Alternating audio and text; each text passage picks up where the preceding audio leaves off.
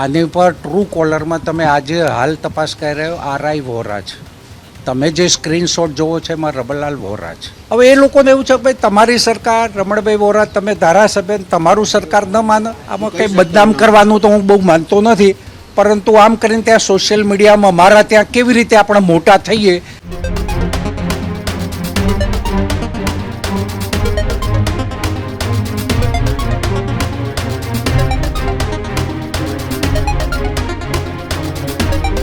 સમાચારોમાં આગળ વાત કરીએ એ ઈડરના ધારાસભ્ય રમણ વોરાની કે જ્યાં એ નવા તાલુકા વિસ્તરણની ચર્ચાઓ વચ્ચે સોશિયલ મીડિયામાં જે મેસેજ રમણ વોરાના નામથી જે ફરતો થયો હતો તે મામલે હવે મોટા ખુલાસાઓ પણ સામે આવ્યા છે.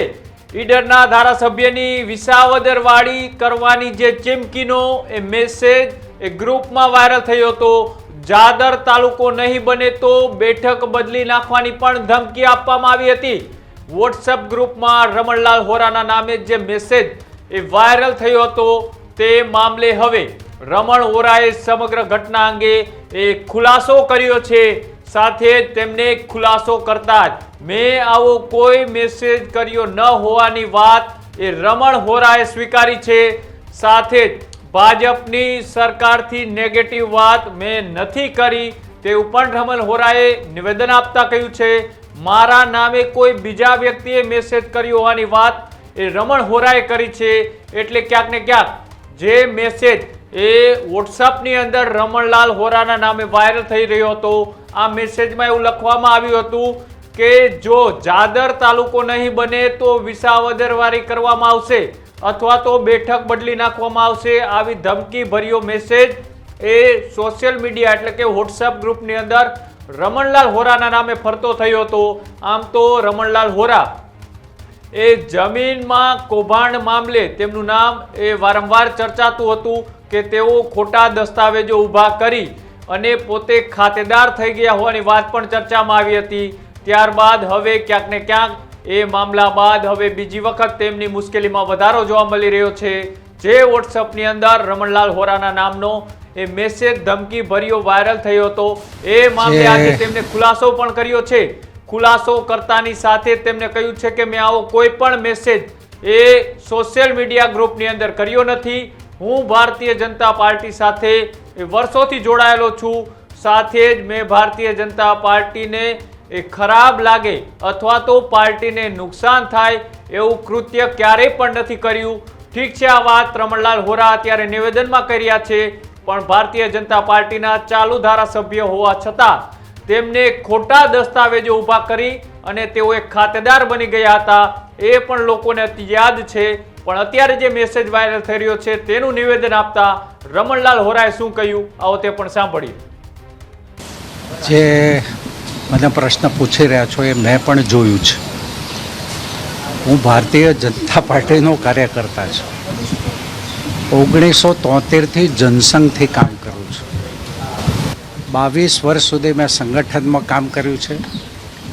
5 વખત સરકારમાં મંત્રીશ્રી તરીકે અને સ્પીકર તરીકે રહ્યો છું.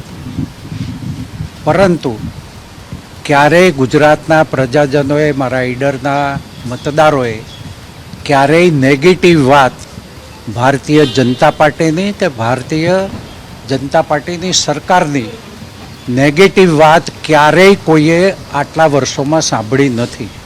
75ની સિરીઝનો મોબાઈલ મારો જ છે. ફરીથી તમને કહું, આની પર ટ્રુ કોલરમાં તમે આજે હાલ તપાસ કરી રહ્યો આરઆઈ વોરા છે. તમે જે સ્ક્રીનશોટ જોવો છે એમાં રમણલાલ વોરા છે. મારે આટલું જ કહેવાનું છે.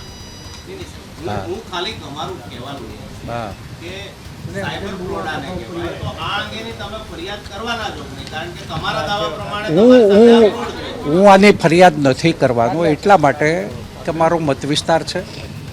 આવું બધું થાય એટલે કોઈક જરા ઉછામણું પણ કરે, કોઈને દુઃખ પણ લાગે એટલે પોતાની વેદના પણ વ્યક્ત કરે, કોઈ આક્રોશ પણ વ્યક્ત કરે. એના અમે અમારી રીતે ભાજપનો હોય, એકલો ભાજપના ન હોય, અન્ય લોકો પણ છે. હવે એ લોકોને એવું છે કે ભાઈ તમારી સરકાર, રમણભાઈ વોરા તમે ધારાસભ્ય, તમારું સરકાર ન માને એટલે ભાજપના ધારાસભ્યો, મારા કાર્યકર્તાઓનો પણ લોકો ઠપકો દે એટલે એ પણ મને કમને પણ આની સાથે જોડાય. વાત માત્ર આટલી છે. આમાં કંઈ બદનામ કરવાનું તો હું બહુ માનતો નથી, પરંતુ આમ કરીને ત્યાં સોશિયલ મીડિયામાં મારા ત્યાં કેવી રીતે આપણે મોટા થઈએ એ સિવાય મને લાગે છે કશું હશે. Healthy life is very important पर टेस्टी लाइफ भी तो जरूरी है ना बॉस. समोसा चाट से है प्यार पर एसिडिटी से कैसे रहोगे दूर यार. Wait, we have a 3-step solution.